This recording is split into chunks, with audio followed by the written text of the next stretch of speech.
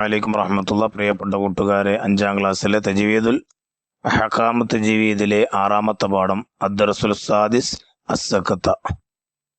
വലം യജ്അൽ ലഹു ഇവജ ഖയ്യിമൻ മൻ ബഅസനാ മിൻ മർഖദിനാ ഹാദാ മാ വഅദ റഹ്മാനു വഖീല മൻ അറാഖ് കല്ലാ ബൽ റാന അലാ ഖുലൂബിഹിം മാ കാനൂ യക്സിബൂൻ.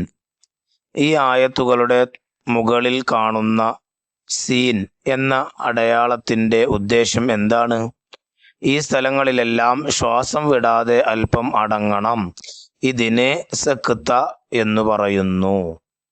അവിടെ തഖ്സീസ് കാണാം. നഖറഉ സൂറത്തുൻ നഹൽ മാ മുറാഅത്തി അഹ്കാമി തജ്വീദ്. സൂറത്തുൻ നഹൽ തജ്വീദ് നിയമങ്ങൾ പാലിച്ചുകൊണ്ട് ഓതുക. അതേപോലെ തന്നെ നഹ്ഫദു സൂറത്ത് യാസീൻ 26 മുതൽ 30 വരെ, സൂറത്ത് യാസീൻ 26 മുതൽ 30 വരെ ആയത്തുകൾ കാണാതെ പഠിക്കുക.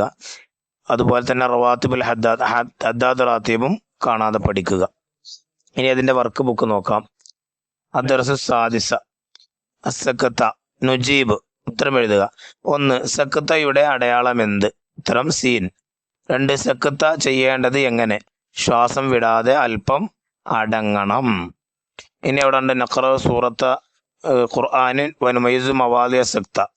ഖുർആനിൽ നിന്ന് സൂറത്ത് യാസീൻ, സൂറത്തുൽ കഹ്ഫ്, സൂറത്തുൽ ഖിയാമ, സൂറത്തുൽ മുത്തഫിഫീൻ.